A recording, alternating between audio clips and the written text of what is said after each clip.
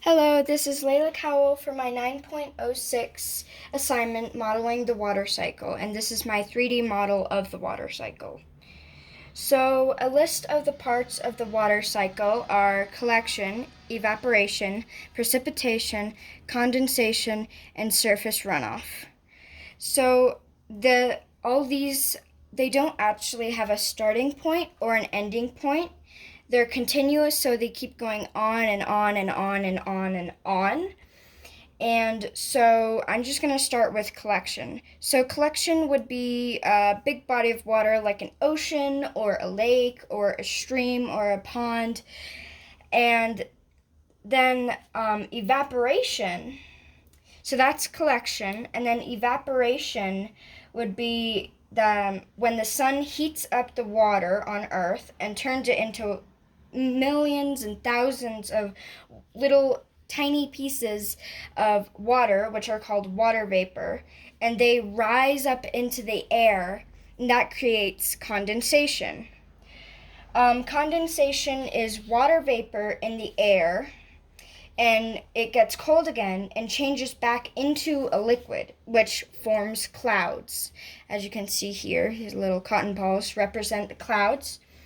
And then when the water vapor collide into each other and they get heavier and heavier and heavier until the clouds can't hold it, and that represents precipitation. Precipitation is where water falls to Earth's surface in a form of rain, snow, hail, or sleet. And that would create surface runoff where the water collects in rivers, lakes, streams, and other bodies of water. And it also may collect and not soak into the ground. And so it would just create this little itty bitty stream, which the two colored pencils would represent that. And it's called surface runoff, where it runs off a mountain or a hill. And it goes into that big body of water, and it just keeps going and going and going over again.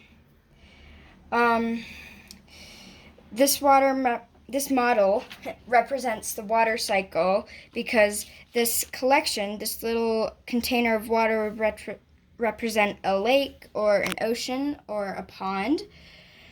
The evaporation, these two arrows would represent the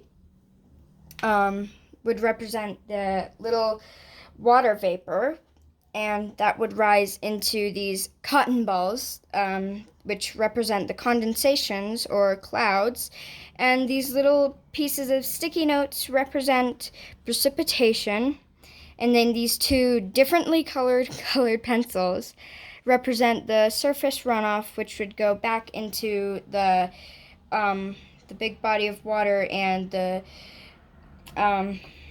it would just start all over again. This was my 3D model of the water cycle.